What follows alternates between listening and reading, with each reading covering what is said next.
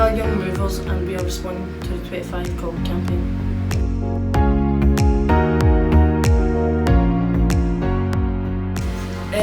So we were speaking about, on the way to the train here, we were speaking about why the community members not have access to school kitchens. We believe, together as young people, that could be a way to break down food poverty. It could be a way to, for young people to access kitchens, learn how to manage food, what food is, what nutrients that need, and for family members as well to realise how important food is for young people. But we also spoke about, what else did we speak about? We spoke about in the school zone as well. Only people with a dinner ticket to get access to the fuel zone unless you pay, unless your mum and dad's earning so much. But we spoke about it. We don't know the circumstance of that young person. We don't know if their parents or other guardians are looking after them, is giving them money for food. But a lot of things that me and Savannah noticed at the school we attended is food waste, as many young people don't use the fuel zone that's got a dinner ticket, and there's other young people that are sitting hungry and the food basically just gets put in the bin. So what kind of solution could we come up with to resolve that matter? Well, we would like to young people to have involvement within the school and have it more community based, more community worked, to be able to go in there and access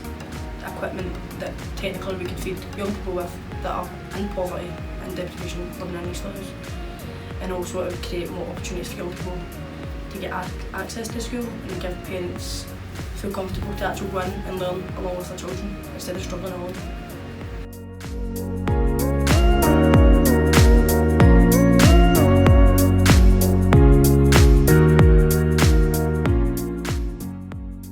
In the film we thought a lot about like advertising and how that's shown to like young people, but like she said in the article about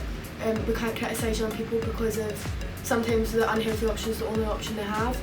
but it's the advertisement and how close it is to the school grounds that like throws like and shocks other people when they come into the community.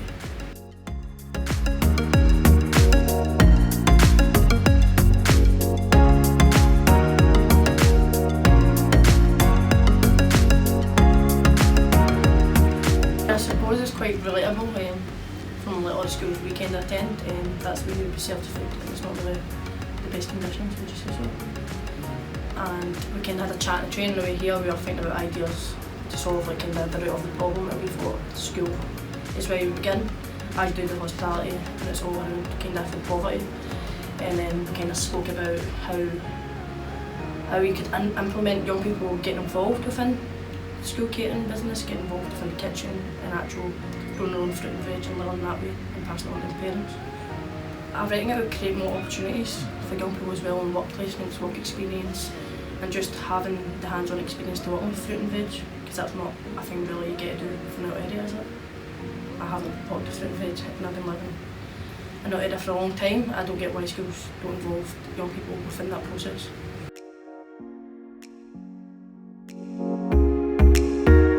So I think within schools a big barrier for young people is the dinner ticket system, as this is identified for people's parents or whoever guardians they're living with is earning a low income, therefore they're entitled to free school meals. But I think this should be cut altogether due to the fact that all young people can identify what category that young people are sitting in due to that dinner ticket, due to social class systems, if they're living in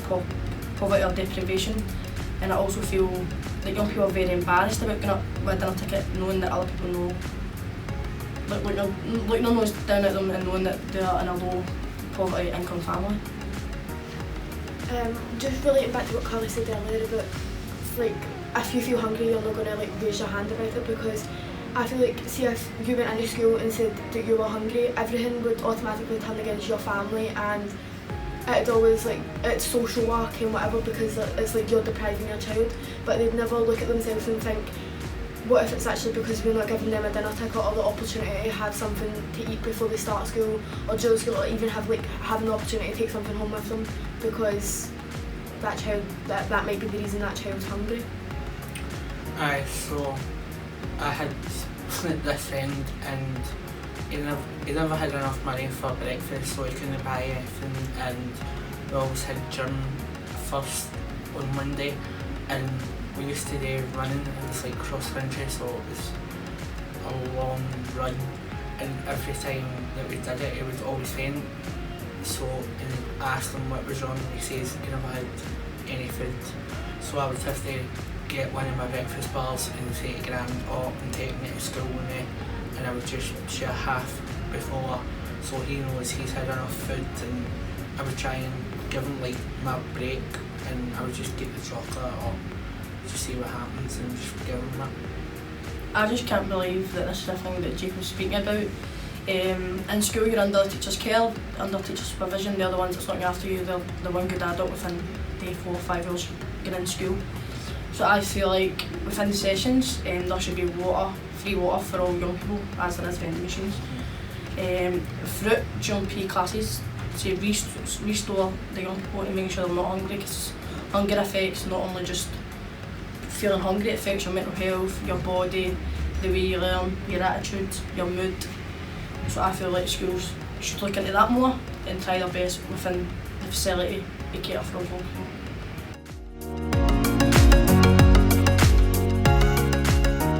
I feel that the responsibility for people to overcome child poverty, food poverty, it's got to come from a community base, it's got to come from everybody, not just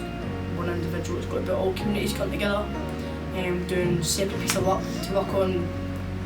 what they need to improve within their communities and different communities. It's going to be different, depends on the area you kind of live in. So I feel that communities need to come together properly and showcase what they've learned, their journeys, what they've achieved, what we could do better to work together to overcome it. When you look at like social media and the news and stuff, they always showcase poverty, and it's like sort of a worst, like when you look at it, like all the negatives that pop out, instead of like showcasing like how people have like came out the other side stronger. Like what Savannah is meaning, you watch your news, why is it all negative about food poverty, about diabetes, about where Scotland is, where we're at right now? Why does it not highlight people's journeys, where they came from, where they've achieved, to give young people and to give communities some aspiration and inspiration that they can overcome this barrier.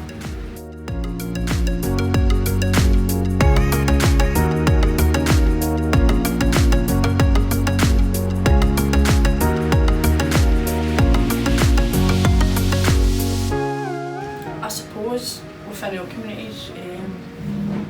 poverty is really noticed by the way you dress, what you wear, and it's mainly highlighted within young people, and that's how they identify who's living in poverty, by putting young people into categories by the way they dress, the way they look, and where they live. There was one example that I said in the bus, that like if I had a school bag that I had in P7 and I had it to S2, so like people, they always buy new bags, new shoes and stuff. Well, shoes can last you, I don't know, a month to a year, depending on how fast you grow, and like school bags can last you 2 to 3 years, because it's all you're putting in is your school work and whatever else you need for school. It's just a constant battle every day, try to reach up to kind of the middle class and try and fit in where they're at within their life compared to the working class and the situation we're in. And I think that's a hard challenge, that we try to be a step forward to a place where we're kind of not comfortable within. So we're trying to be, young people are trying to be something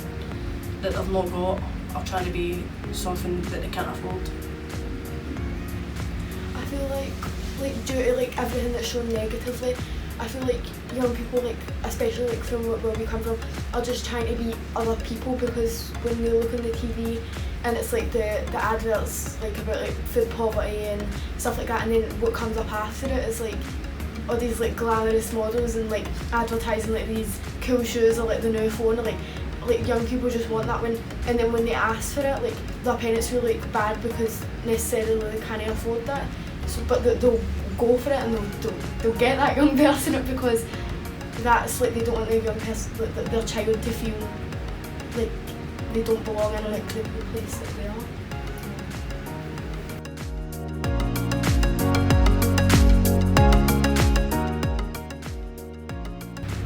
Well, I think it's been expressed, the stigma, and like, I feel I've suffered a bit the poverty, but knowing the food poverty side. Like my minister at my church gives my mum 30 quid for me to get maths tutor because I'm failing in maths, and like if it wasn't for that money, I would feel like food poverty would just, with the starving poverty and that stuff, I would be one of the people, and if I never had that money I would be one of the people that doesn't have a maths degree, and like when they get one of the jobs or a job I want where I have to deal with money and stuff. I feel like people care, but I feel like it's took a long time for people to show that they care, because the stigma that's behind like showing that you care about them, because I feel like it's took for a lot of arguing to show that like so many people care and that so many people are affected by obviously food poverty. I feel where we live, people don't really care unless they've lived within that circumstances or see someone go through it themselves, and that's when the action starts to take over.